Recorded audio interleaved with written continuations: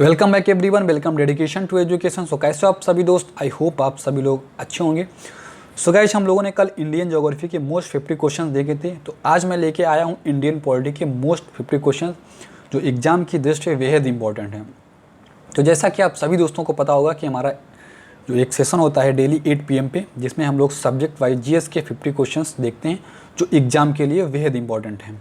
तो आज Indian polity का सेशन होने वाला है। आज मैं जितने क्वेश्चंस आप लोगों को करवाऊंगा ये सारे क्वेश्चंस प्रीवियस एग्जाम में आ चुके हैं, जैसे एनटीपीसी, ग्रुप डी, रेलवे और यूपीपीसीएस। इन सभी एग्जाम में क्वेश्चंस सारे आए हुए हैं।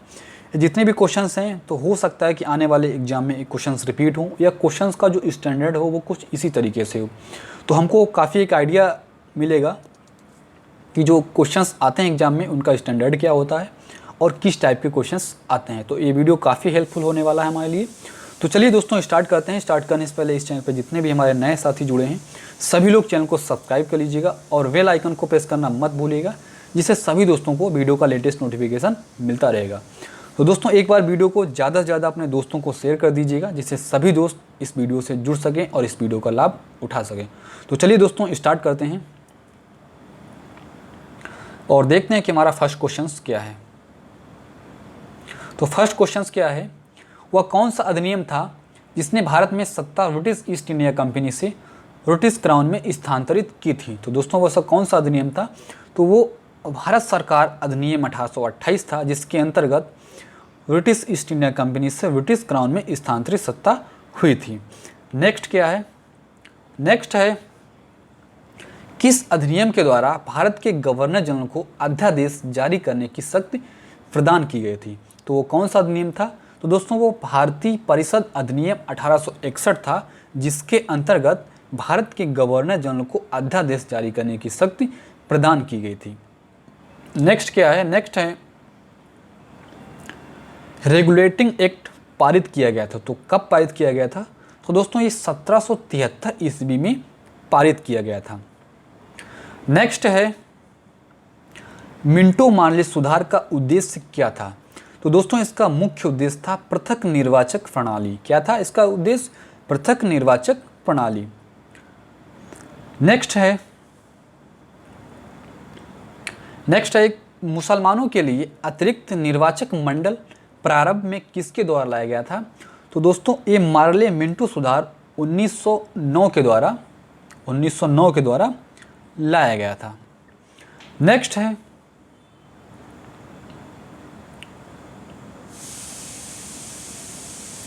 भारत का संविधान लागू होने तक स्वतंत्रता के पश्चात इसका शासन किसके अंतर्गत चलाया गया था? तो दोस्तों जो 1935 के भारत सरकार अधिनियम था उसी के अनुसार ये शासन चलाया गया था। किसके अधिकार में? तो ये 1935 के भारत सरकार अधिनियम के अनुसार चलाया गया था।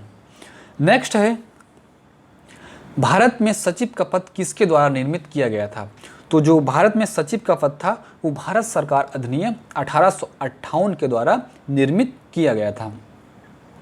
नेक्स्ट है 1922 ईस्वी में किसके द्वारा यह उद्गार व्यक्त किया गया कि जो भारतीय संविधान है वो भारतीयों की इच्छा अनुसार होगा? तो ये महात्मा गांधी के द्वारा उद्गार व्यक्त किया गया था कि जो भारतीय संविधान है वो भारतीयों की इच्छा अनुसार ही होगा। नेक्स्ट है भारत की संविधान सभा का गठित करने का आधार क्या था? तो इसका आधार ये था कैबिनेट मिशन प्लान 1946। इसका संविधान सभा का गठित करने का आधार क्या था? इसका आधार था कैबिनेट मिशन प्लान 1946। नेक्स्ट क्या है? नेक्स्ट है संविधान सभा में किस प्रांत का प्रतिनिधित्व सबसे अधिक था? तो जो हमारा संयुक्त प्रांत था उसका प्रतिनिधित्व संविधान सभा में सबसे अधिक था।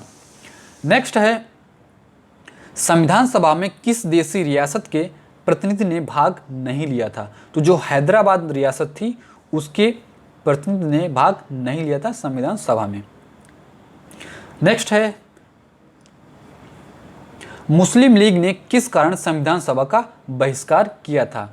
यानी जो मुस्लिम लीग थी वो ऐसा क्या कारण था जो संविधान सभा का बहिष्कार कर रही थी? तो उनका कहना था कि उनको एक अलग संविधान सभा चाहते थे। वो लोग क्या चाहते थे? वो एक अलग संविधान सभा चाहते थे। नेक्स्ट है संविधान सभा का चुनाव किस आधार पर हुआ था? तो जो संविधान सभा का चुनाव हुआ था वो वर्गीय मताधिकार के आधार पर किया गया था। नेक्स्ट है, संविधान सभा के सदस्य प्रतिनिधि थे। तो जो संविधान सभा के सदस्य प्रतिनिधि थे वो जनता द्वारा अप्रत्यक्ष निर्वाचित थे। तो वो जनता द्वारा अप्रत्यक्ष निर्वाचित थे। तो दोस्तों ये जितने भी क्वेश्चंस हैं सारे क्वेश्चंस वन लाइनर हैं और आप लोगों को याद रखना है कि जो क्वेश्चंस हैं सारे क्वेश्चंस वनडे एग्जाम के लिए वेरी इंपॉर्टेंट है और आने की संभावना अत्यधिक है। तो आप लोग इन क्वेश्चनों को ज़्यादा से ज़्यादा याद कर लीजिएगा और इस वीडियो को बिना स्किप किए पूरा देखिएगा जिससे सारे क्वेश्चंस आप लोगों को याद हो सकें। तो चलिए नेक्स्ट देखते हैं। नेक्स्ट है, संविधान सभा के स्थायी अध्यक्ष कौन थे? तो जो संविधान सभा के स्थायी अध्यक्ष थे वो डॉक्टर राजेंद्र प्रसाद थे। नेक्स्ट है, 11 दिसंबर 1946 को किसे संविधान सभा का स्थायी अध्यक्ष चुना गया था? तो दोस्तों क्वेश्चंस वही है, बस उसका थोड़ा फॉर्म जो चेंज कर दिया गया है। तो 11 दिसंबर 1946 को किसे संविधान सभा का स्थायी अध्यक्ष चुना गया था? तो डॉक्टर राजेंद्र प्रसाद को चुना गया था। नेक्स्ट है, संविधान सभा के संवैधानिक सलाहकार कौन थे? तो जो संविधान सभा थी उसके संवैधानिक सलाहकार वेनेगल नरसिंह राव थे। कौन थे? वेनेगल नरसिंह राव। नेक्स्ट है, संविधान सभा के चुने हुए स्थायी अध्यक्ष कौन थे? तो संविधान सभा के चुने हुए स्थायी अध्यक्ष डॉक्टर राजेंद्र प्रसाद थे। नेक्स्ट है, भारतीय संविधान सभा की प्रारूप समिति के अध्यक्ष कौन थे? तो भारतीय संविधान सभा की प्रारूप समिति के अध्यक्ष डॉक्टर V.R. अम्बेडकर थे। V.R. अम्बेडकर। नेक्स्ट है, कौन भारतीय संविधान की प्रारूपण समिति के अध्यक्ष नहीं थे? तो डॉक्टर राजेंद्र प्रसाद जो थे वो भारतीय संविधान की प्रारूपण समिति के अध्यक्ष नहीं थे। नेक्स्ट है, संविधान की प्रारूप समिति के समक्ष प्रस्तावना का प्रस्ताव किसने रखा था? तो जो प्रारूप समिति थी उसके समक्ष प्रस्तावना का प्रस्ताव जो था वो पंडित जवाहरलाल नेहरू ने रखा था। किसने रखा था? पंडित जवाहरलाल नेहरू ने। नेक्स्ट है, संविधान सभा में सभी निर्णय किस आधार पर लिए गए थे?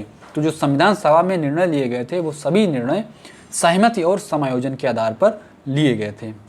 नेक्स्ट है, संविधान सभा में उद्देश्य प्रस्ताव किसने प्रस्तुत किया था? तो संविधान सभा में उद्देश्य प्रस्ताव पंडित जवाहरलाल नेहरू ने प्रस्तुत किया था। नेक्स्ट है, भारतीय संविधान को अपनाया गया था।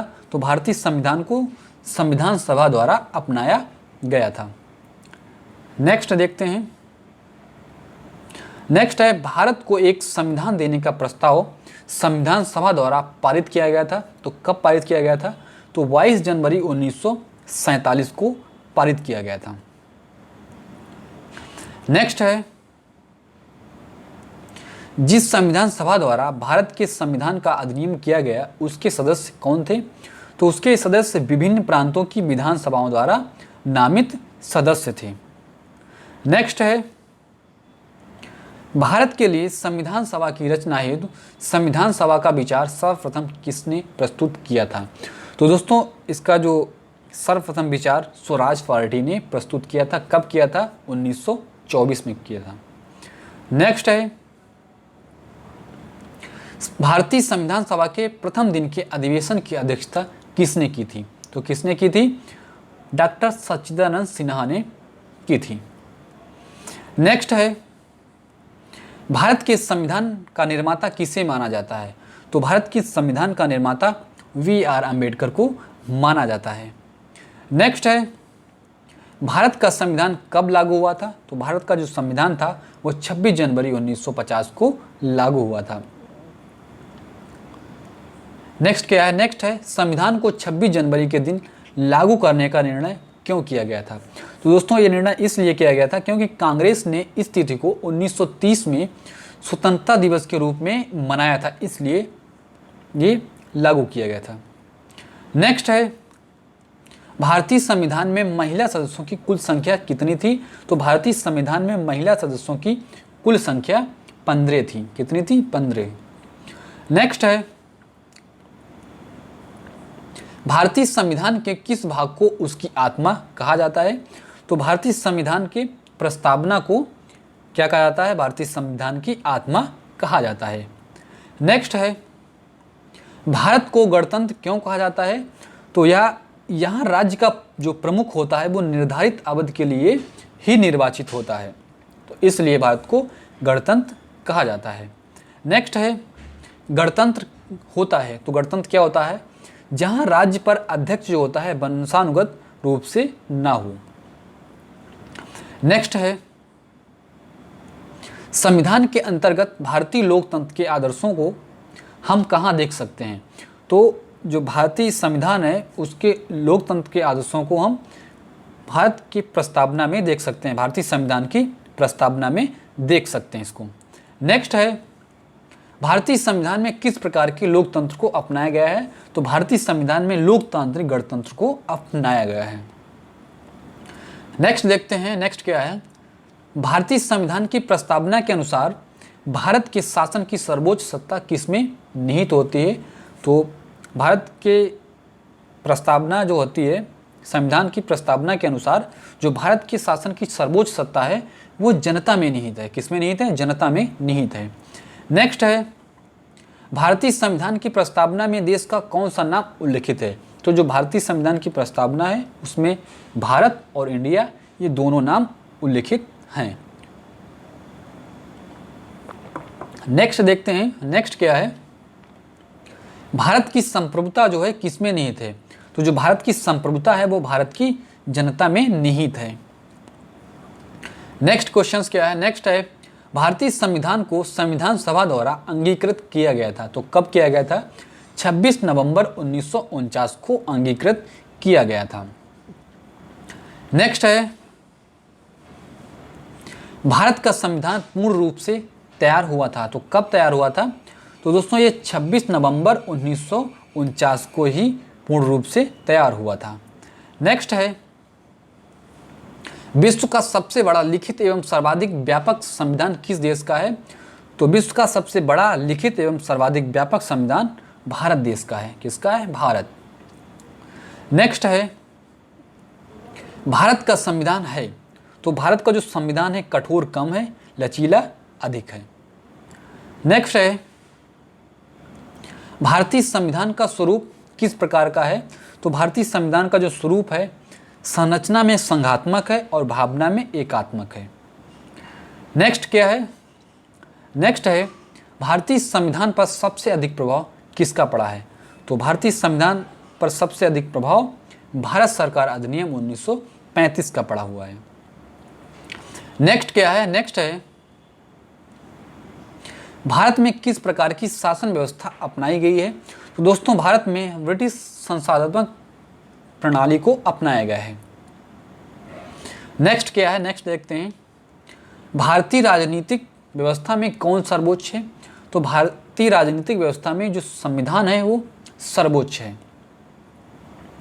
नेक्स्ट है, भारतीय संविधान का अभिभावक कौन है?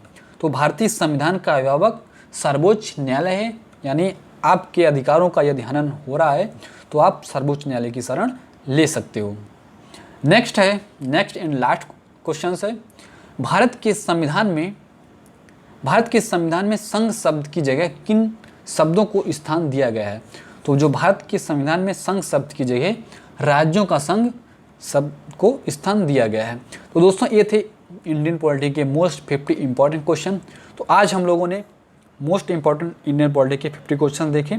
तो कल हम लोग नेक्स्ट टॉपिक में न्यू टॉपिक जो हमारा होगा वो न्यू टॉपिक होगा हिस्ट्री का। हिस्ट्री के 50 क्वेश्चन हम लोग कल लेके आएंगे। तो दोस्तों एक बार वीडियो को मैं फिर कहूँगा आप लोगों से, एक बार वीडियो को ज़्यादा से ज़्यादा अपने दोस्तों को शेयर कर दीजिएगा, जिससे सभी दोस्त इस वीडियो से जुड़ सकें और इस वीडियो का लाभ उठा सकें। तो दोस्तों आज के लिए बस इतना ही, मिलते हैं कल न्यू टॉपिक न्यू सब्जेक्ट के साथ। थैंक यू सो मच, आज के लिए बस इतना ही। Thank you so much, thanks for watching.